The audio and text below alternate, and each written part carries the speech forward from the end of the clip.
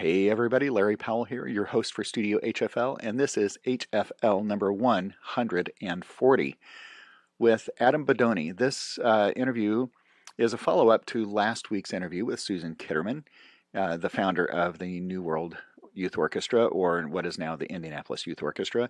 Adam is the successor to Susan Kitterman. Adam is the current music director of the Indianapolis Youth Orchestra and a wonderful musician slash conductor. I know sometimes those things don't always go together, but Adam is both, and he's also a trombone player.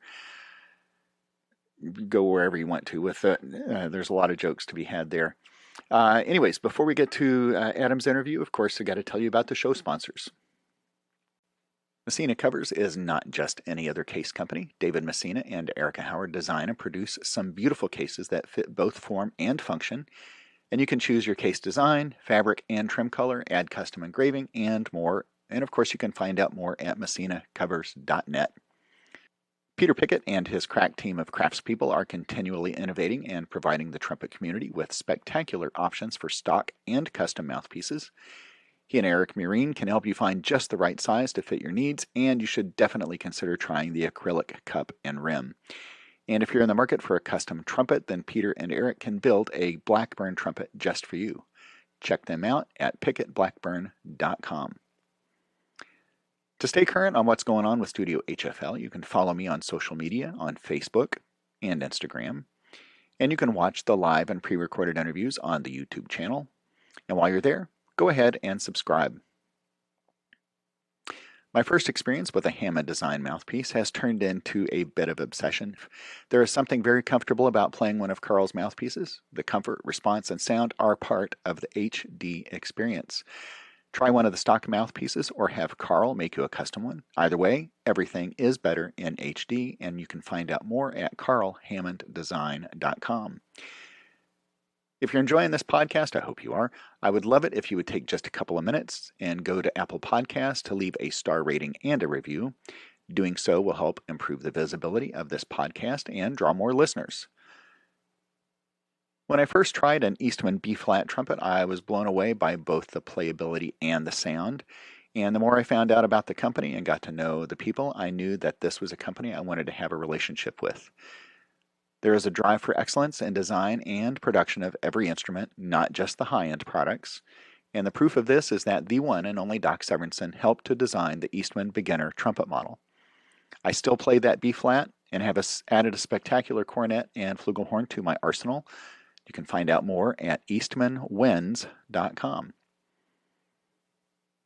I'd love it if you'd visit the Studio HFL website and sign up for the weekly newsletter. And while you're there, you can also visit the merch page and buy a Studio HFL shirt for yourself and as a gift for someone else.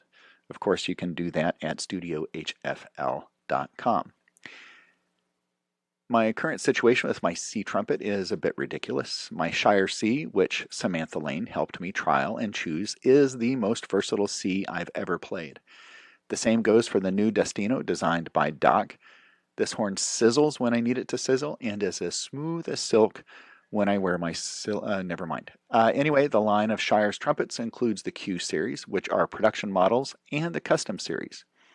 Either way you go, you'll love the sound you get, and you'll also experience exceptional customer service. Find out more at seshires.com. Here's how you can access exclusive content like the interview excerpts. I'd like to invite you to become a part of the Studio HFL community by going to Patreon and choosing from one of the 4 tiers of support. You can help to financially support the show for as little as $36 a year. That's only $3 a month. Benefits include exclusive access to interview excerpts, a behind-the-scenes report, an invitation to be in the room with a guest during an interview, product discounts, and more. You can join the community of faithful supporters by visiting patreon.com/studiohfl. And now, on with the interview. Adam Bodoni, welcome to my podcast, Studio HFL. Thanks for having me. Happy to be here. Yeah.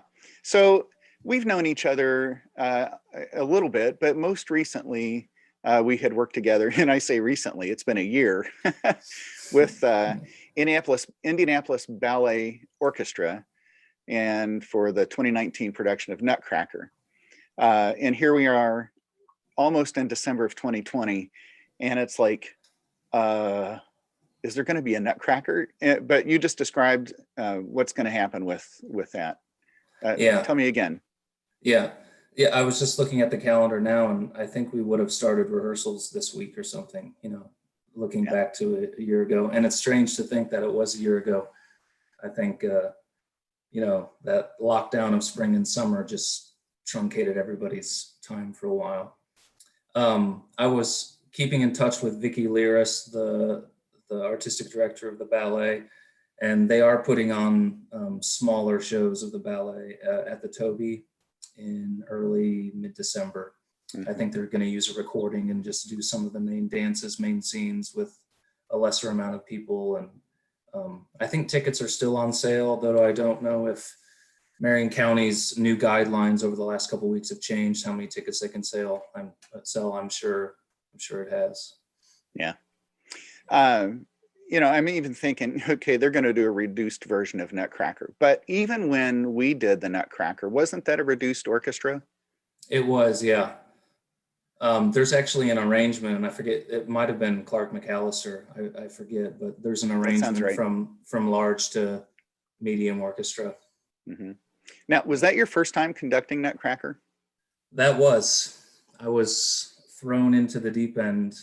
Well, beautifully done, because nobody would have ever known that was your first time. Yeah. Thank you. It was, I can, thinking back to all the things I've done, that was probably the single most stressful yet most gratifying artistic experience I've had in my life so far.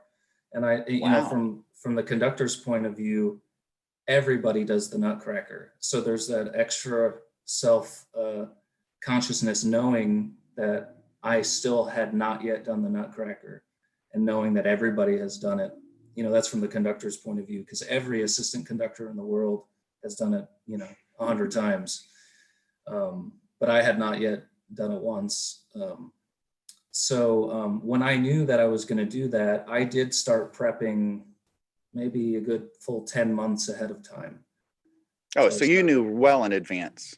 Yes. Yeah. Yeah. When it comes to preparing, I hadn't even thought about going down this rabbit hole. This is cool. But when you start preparing, is it with a score right away, or do you just familiarize yourself by listening, or a combination of both? It's a combination. I think, thinking back to what I did for the Nutcracker, if, I already knew many of the main numbers, so I'd feel comfortable getting into the score right away. But some of the, lots of Act One, some of those big scenes, I couldn't have said the last time I listened to that all the way through. So I just started familiarizing myself with it as a listener before I started getting into the score. Mm-hmm. And that's how I approached it. Had you conducted a ballet previously? I had done big Nutcracker numbers before in Pop's concert settings, but nothing continuous like that. Mm-hmm. But no other ballets, no. Correct. Yeah. Of course, I'm sitting there in the trumpet section somewhere, and I'm always at the mercy of the stick, right?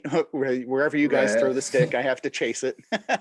But the difference, of course, between ballet, well, and I would include opera in this as well, is you're in control, but not so much. I mean, you have to follow the dancers in ballet, and you have to follow the soloists in opera, right? Yeah. So what's a real difference? Am I over romanticizing, or not overstating that, or is it a no deal at all? Yeah, well, I'll fine tune it just a little bit from to say that I'm sure every ballet conductor will say differently. I wouldn't consider myself a ballet conductor. So someone like, Jack Everly, who has a huge experience in ballet conductor, he would probably say it differently. I couldn't talk through the steps that they're doing. Some ballet conductors could, which position they're in or which move they're using. Some of them probably actually do follow move to move. That is not something I did or needed to do. How the conversation starts is the artistic director and the dancers, depending on which cast, is they have a set tempo for every number. And that's where the first thing starts. And when we started doing me showing up to rehearsals just with the dancers, we were just kind of going through the tempos and trying to be able to change.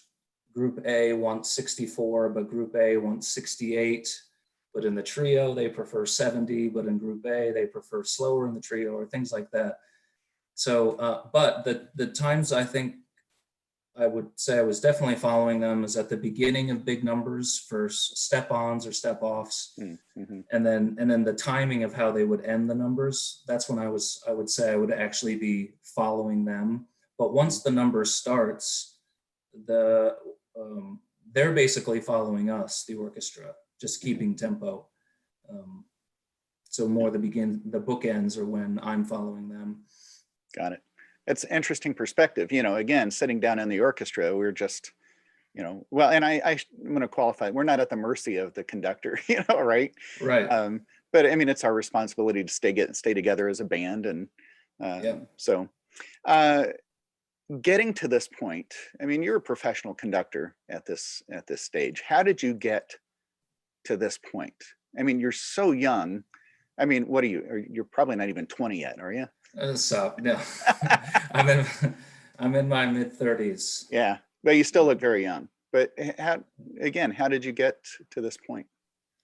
It took a lot of time, and I hate to be the poster child of someone saying, find something you love and stick with it. But I feel like that's the path that worked for me. So when I was maybe 18, 19, or 20, that's when I first started getting bit by the conductor bug. When I started first noticing myself saying, I think I'd really like to do that. So that's when my mindset started to change.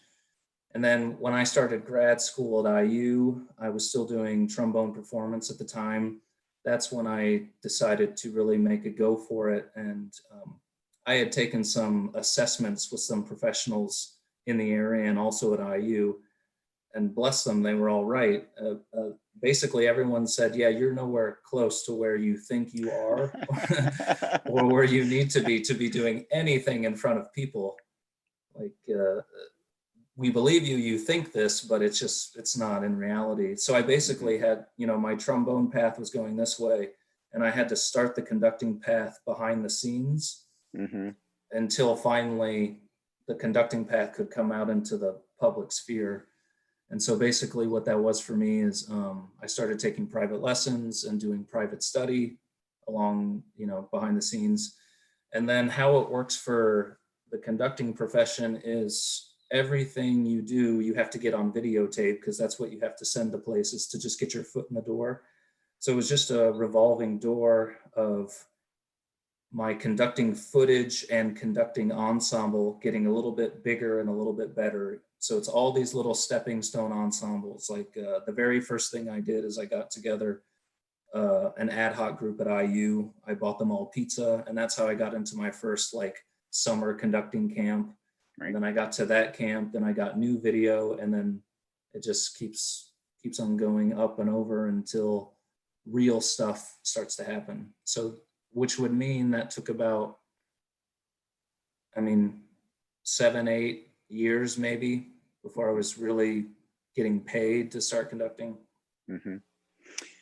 Do you remember the first real gig, as you call it? Yeah, it would have been New World or IYO. That was my first. No kidding. First conducting gig. So that was Susan Kitterman, the founder. She and I had been close, and she lives in Fortville, as you know. Right. Shout out to her Sunrise Bakery down the road on Main Street, Fortville. I had been talking to her as I was finishing grad school, telling her what I just told you, what I knew I needed to do, what I thought I wanted to do. So this is what I'm doing. And she said, if you come back and volunteer, we'll try to find some opportunities for you. So that started with doing some sectionals, and then covering for her for 5 minutes, to her giving me a full piece. And then it just kept snowballing after that. So that would have been the first first conducting gig, I think. You know, I've conducted a couple of things, in big orchestras. Well, I say big, like a 50 piece, and it was for a private gig somebody put together, but still standing in front of an orchestra, the wash of sound, right? I don't know if that's how you would describe it, but I remember the first time I dropped the stick, it's like, holy cow, what a feeling, right? Yeah. You know, it's a rush. And even, you know, it's the most sublime moments of the music. You're still like, this is incredible. You know, were you still, is that when you say you got bit, was that one of those things where you got in front of a group and you felt that rush, that wash of sound, Yeah. or So yeah, I would agree that there's the big wash of sound, and it's just it's almost like it's too much for your brain to process when you first start doing it, which is completely normal. That's how it's supposed to go. Is when once you start to, you know, conducting's that profession, like the Jedi would probably say, like, you know, it's at the very end of your life. That's when you figure out you've known nothing the whole time. You know?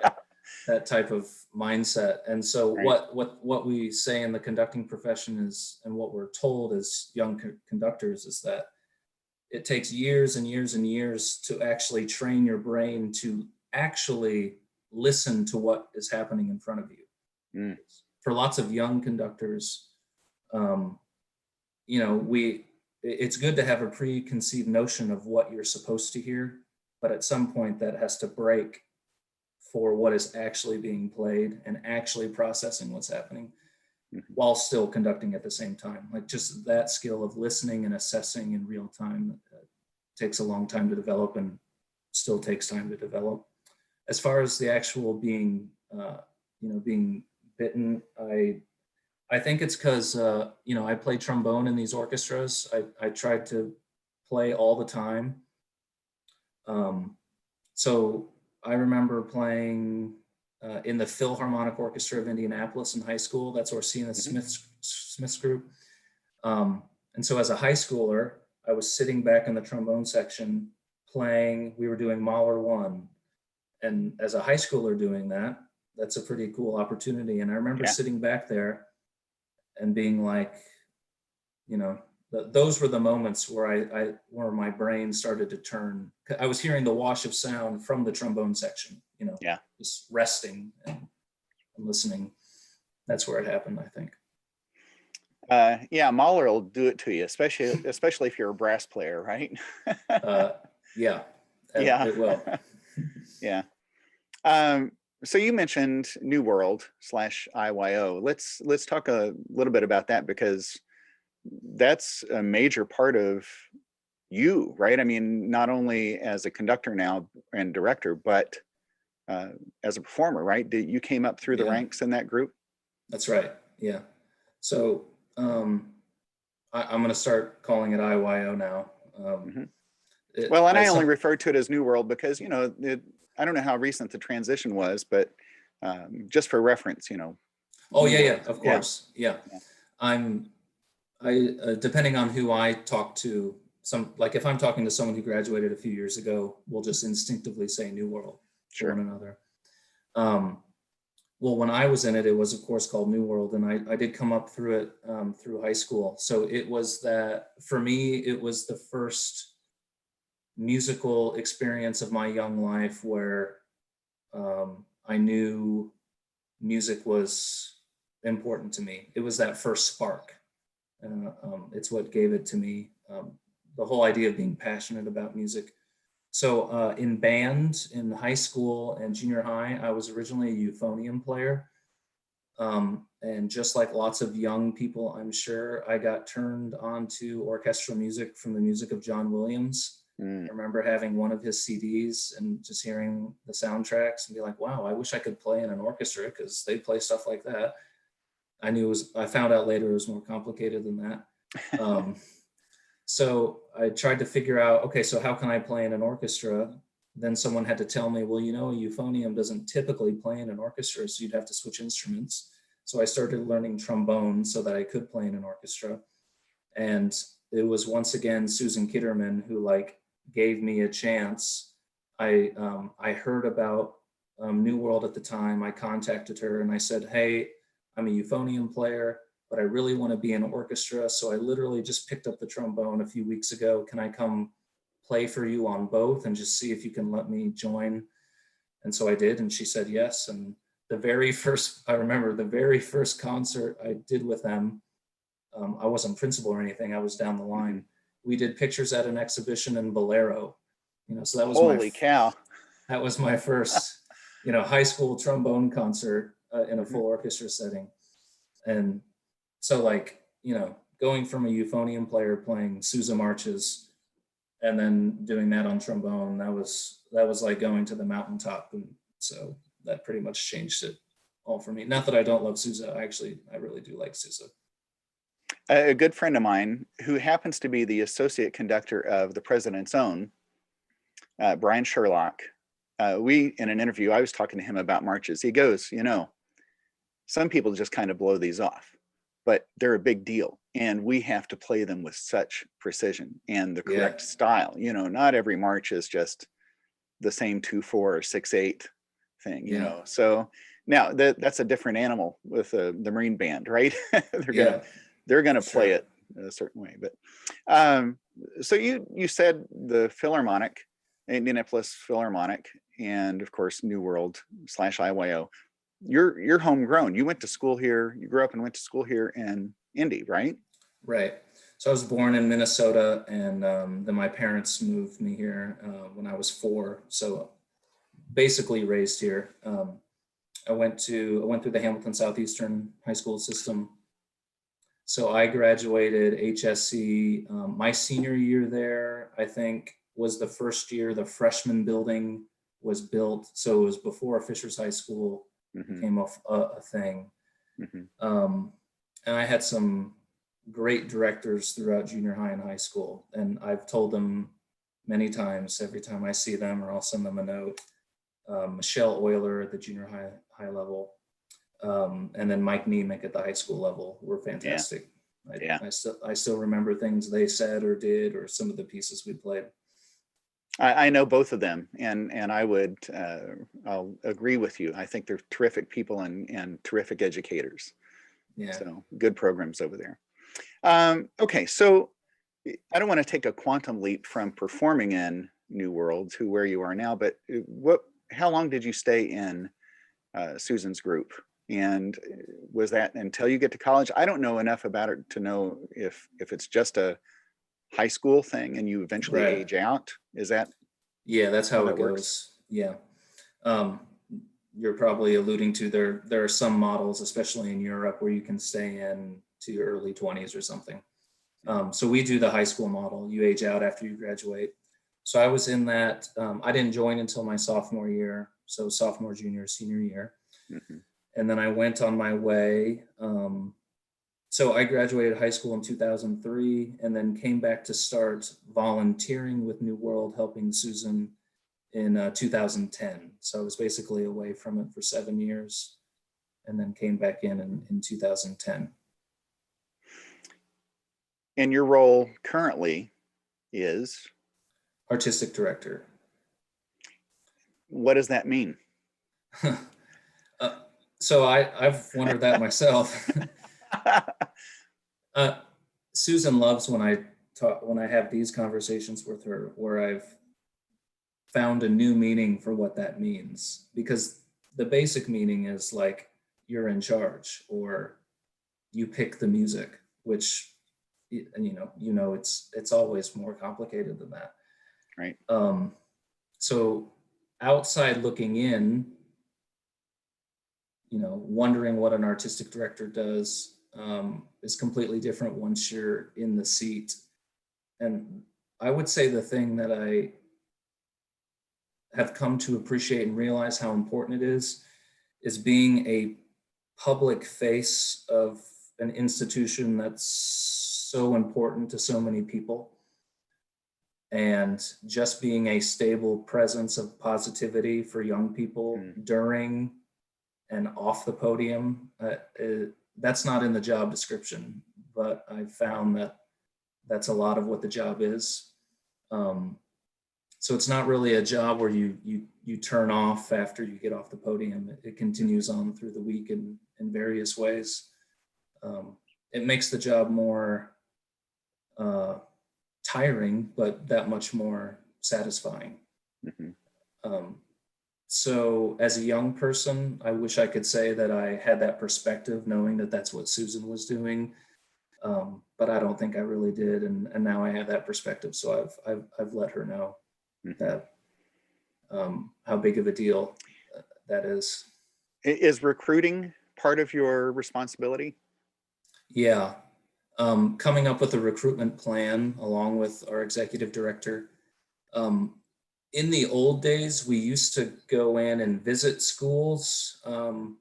That sort of changed over time. One, some of the, most of the top school programs are so busy, it's hard for them to allow you to come in and, pitch your youth orchestra. Right. So we usually just send materials and come up with we sort of have like a tiered strategy of when we send what to whom based on size and location and instrumentation needs, that sort of thing.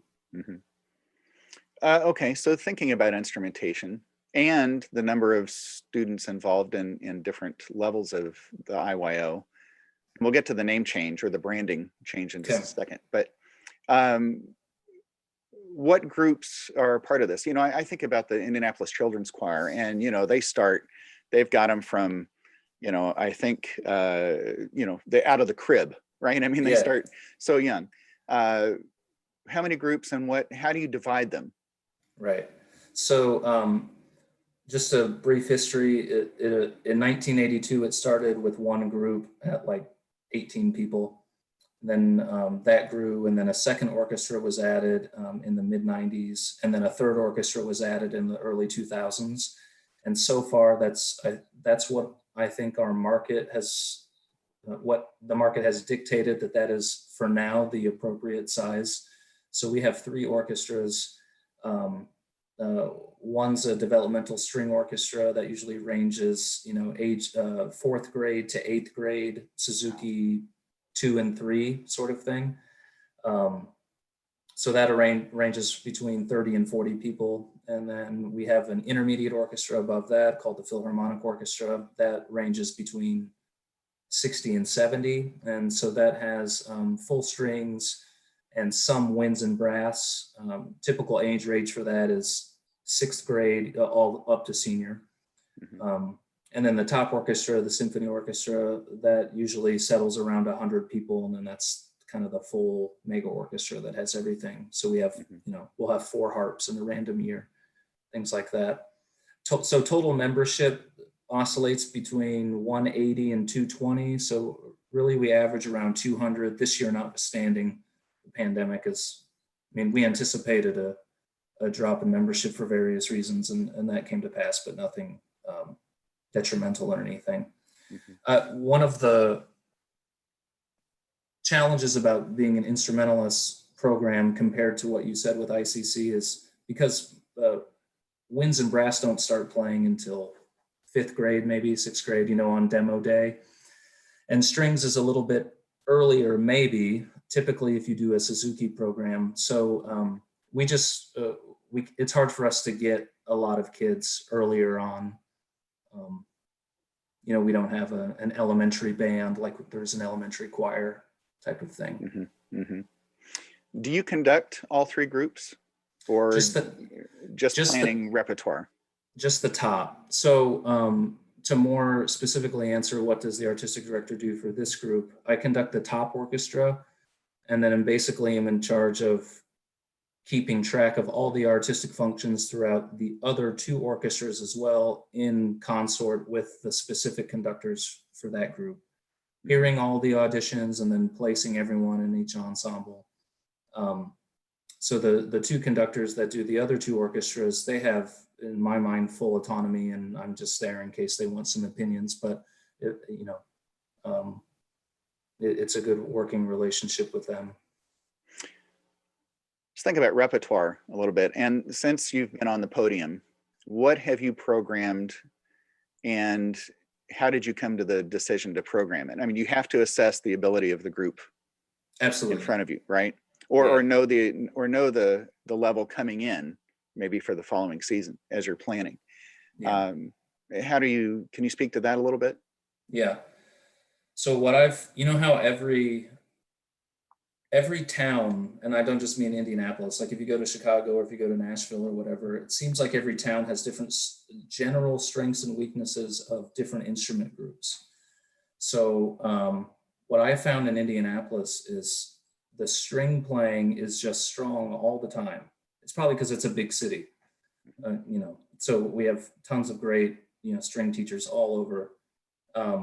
So while the strength of string players will wax and wane as time goes on, there's always the next class of string players coming in. So I usually don't think about programming from the string perspective. What usually comes up is, I'll have one year where, let's say, the trumpets are just like amazing, or we have the best low brass section we've had in a long time, or we now suddenly have 2 harps when we've had no harps for many times. So just to give the most recent example, we've had some of the strongest harp playing the last several years that I can remember. And one particular individual, she's now studying harp at the Royal Academy in London. She just left us last year. But I've tried to find every major piece for harp to do over the last 3 years, which coincides with typically being a really fantastic piece for the rest of the orchestra. Mm-hmm. So Scheherazade, Mavlost, Firebird. Now, do you feature them like the Hinastera, right? I mean, that's a big harp solo piece, right? Right. I haven't done that. No. They have the opportunity to be featured if they audition for our young artist competition, which they're free to do. Mm-hmm. The Britain was something I was considering doing, but we didn't get a chance to do that. Okay, so something you've programmed that, well, and this could be any number of pieces, right? Give me an example of something you program where the kids they're not kids, they are kids, where they really rose to the occasion and you're like, wow, that was stellar. Yeah. I would say our Dvorak 9 performance last year, actually at our name change concert, that was a time, I would say most times I find at the high school level, if they're playing it at X during the rehearsal cycle, it always gets to at least 2 or 3X by the concert. They always, whether it's the adrenaline or, this is the last time you're going to play it, and the conductor's not going to stop every 5 seconds, so you're going to play differently. The concerts typically always hit that extra gear, but this particular concert last year at our actual name change concert, we had been building it up for so long, like trying to tell them the purpose and meaning of this concert. It's a really big deal, and we brought lots of older generations into the concert, and Susan was there. They probably played it 10X. It was a special performance for sure. All 4 movements? Yeah. And okay, so you've got to have a spectacular, is it oboe or English horn? English horn. English horn. Yeah, we did, yes. And shout out, her name was Emily Osborne. She's a senior in the orchestra, and she's getting a great education at Carmel High School at the moment. Any other pieces that come to mind? Earlier in that year, though, if I listen to this after we record, I'm now doing what I found myself telling Susan Kitterman she was doing, is that I'm saying we did certain pieces last year, but it was really like 5 years ago already. I think we did the planets earlier that year, and that was something they also rose to the occasion, above and beyond what I thought was going to happen. I've played with professional orchestras and a lot of regional orchestras, and the planets is not necessarily an easy piece, especially for some regional groups. And I'm trying to imagine putting that piece in front of younger players. I mean, there's some real challenges. I'm even thinking of it from the trumpet parts. They're not easy. Right, agreed there. Not, I think what it is for the younger kids, the cool factor is just, it just overwhelms any sort of sense. I can't do this. I can't play this, and it propelled them through the rehearsal cycle. You know, I there are parts that are, even for professional orchestras, literally unplayable, and so we talk about some of those spots. And yeah, I'm specifically thinking about, if you recall, the passage of 16th notes at the very end of Mars, that the whole orchestra has, with a 16th note rest at the beginning, and everybody just joins in. I mean, it's just cacophony before the yet da da comes back in, led by the trumpet. And so, we use those opportunities to talk about, well, what would a professional orchestra be doing in this situation? How would they be approaching it? And we talk about, the art of professional faking from time to time, and how to get through something that sometimes a composer just writes at the piano and it can't really come out of an instrument in the same way. We never fake it. I don't know what you're talking about. Yeah, sorry. I'm just talking about the trombones, I think. Yeah, right. Yeah. No. I'm with you. We'll blame it on the French horns. Okay. Very good. Yeah. Okay. So let's go back and let's talk about this change in branding and change in name from New World to Indianapolis Youth Orchestra. How did that come about? It has always been something the institutional memory had talked about, going back maybe 20 years or so, and nothing with any sort of urgency. It was always just, well, why not, or why this? Had we thought about this? That sort of thing. So after I took over for Susan in 2015, 2016, it did not cross my mind at that point, or even for the next couple of years. It was sometime in 2018 or 2019. I don't remember why. There wasn't some reason. It just, I think about the organization a lot because it means a lot to me, and that's my job, to try to be its steward.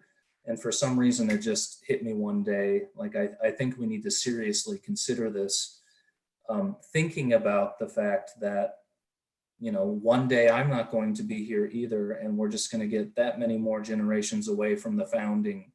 And I actually wanted the rebranding and name change to solidify that link to its originality, as opposed to changing who we were.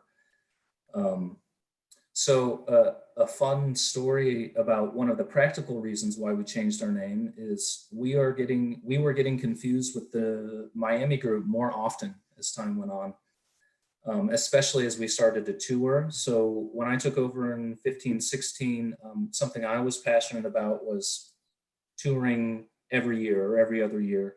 And my good friends at ICC helped me with this.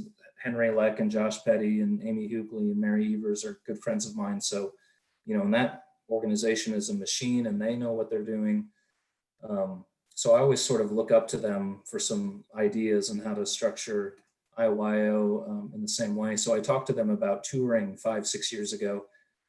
This whole concept of, you go to international destination year 1, then a national destination year 2, regional year 3, and you just kind of rotate. So every year gets caught up in one of those cycles, and so everybody gets to go to Carnegie, or everybody gets to go to Vienna, that type of thing. So we went to Carnegie Hall a couple times. We went to Orchestra Hall in Chicago. And then once we started doing that, I just started noticing people were just asking, oh, are you affiliated with a group in Miami? And that continued to happen. And another anecdotal story about that is, as new ISO musicians started to join, there's lots of turnover last couple of years coming into now, as people move in from out of town, and we would ask for coaches. Even then, we were getting new ISO musicians saying, oh, are you connected? Is this an affiliate of the Miami group? So that was becoming an issue. That was one of the reasons. And, I think branding has always been one of our weaknesses, and we would internally admit that. It's not like it was a household name. It was more of a niche name. If you were an instrumentalist or in the orchestra world, you would know what New World is. Are you in New World? But if you spoke to anyone on the street, they wouldn't know what New World is. And then you'd have to have a whole conversation describing what it was.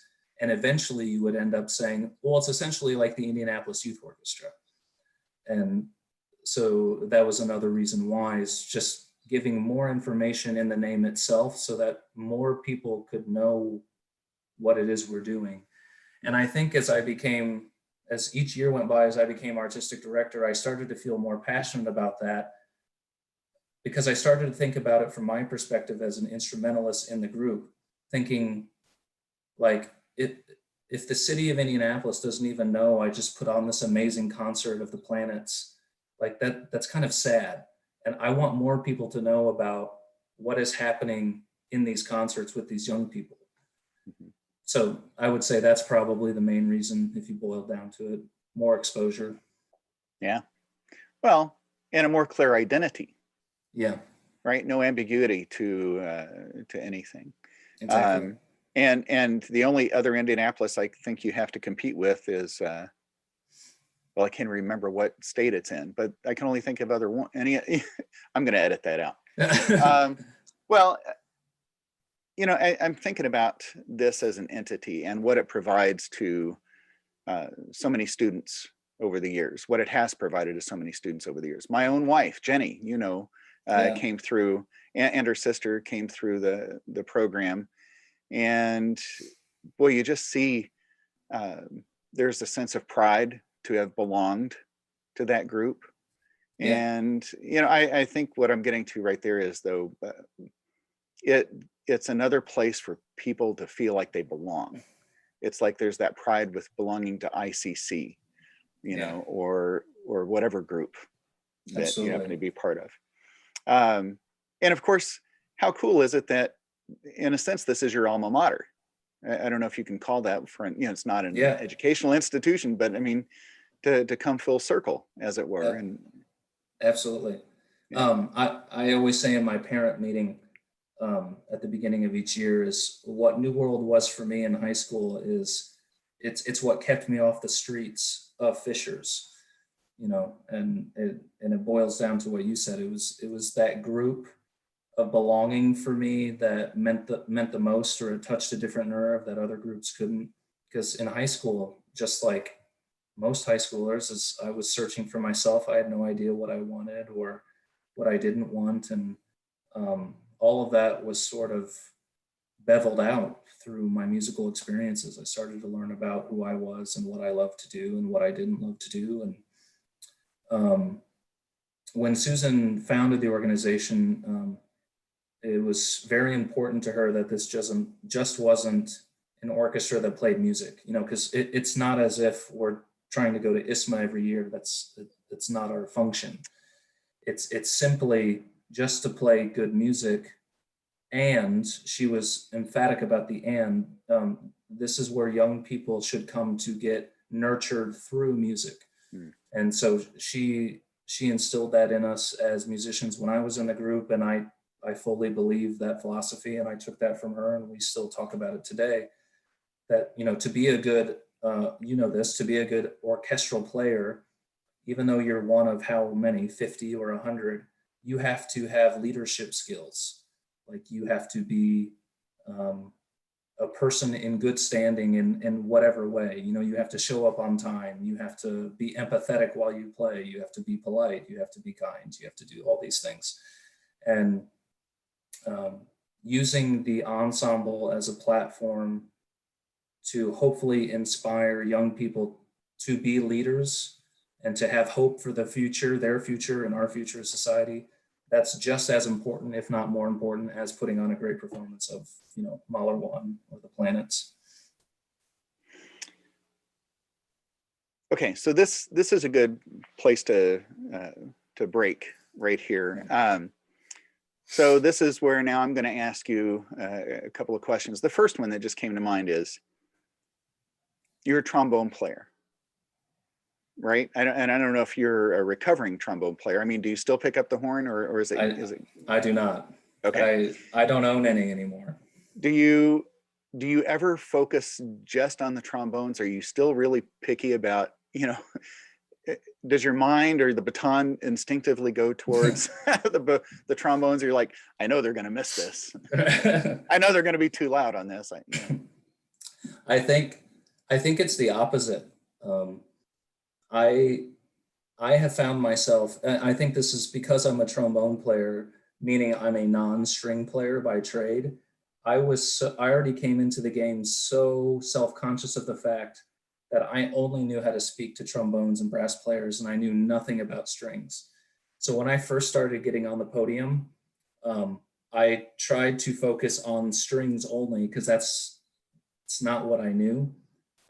And so over time, that has almost developed further. Like I am completely out of the trombone's way specifically, though when we come to those points where they need more specific instructions, that's when I'll break out the trombones and we'll talk about positions Yeah. and that type of thing. But yeah, I don't go towards them. I shy away. Right. Well, I mean, you've seen all the memes. It's like never encourage the trombones, right? Yeah, Yeah, that's the last thing you need to do. exactly. So, okay. So thinking back through either your experience as a player in New World or as now the artistic director of IYO, or it could be anywhere else. Any performances that really stand out for maybe less than stellar reasons? Yeah, I'll say two things are immediately coming to mind, and they were both with New World. The very first concert Susan Kitterman let me conduct was in 2010, and it was Fanfare for the Common Man at Hilbert Circle Theater. That was my first thing. And I get to the hall, I have the dress rehearsal, everything's good. It's 15 minutes before the show, and of course, the fanfare starts the concert. And I did not bring my tuxedo pants. I forgot the pants at home. And so I am, of course, freaking out. And that is so unlike me because I had already, I'd played hundreds of concerts as a trombonist and everything's always in my car anyways, and even at that age. And luckily at Hilbert, there's always a set of tuxedo pants somewhere in the men's locker room. So I literally just grabbed somebody's pants hanging. I think hopefully I told Blake or Becky about it afterwards, but that's the first thing that came to mind. And Susan always reminds me of that when she starts to think I'm getting too big for my own shoes. She'll be like, "Oh, I remember Adam when he didn't bring pants to his concerts." I have to say that is one of the dreams that and I'm sure many other musicians have, is right, showing up without pants or without your horn or without your music, or you're Yeah, on the wrong concert, right? You're on the wrong yeah. group.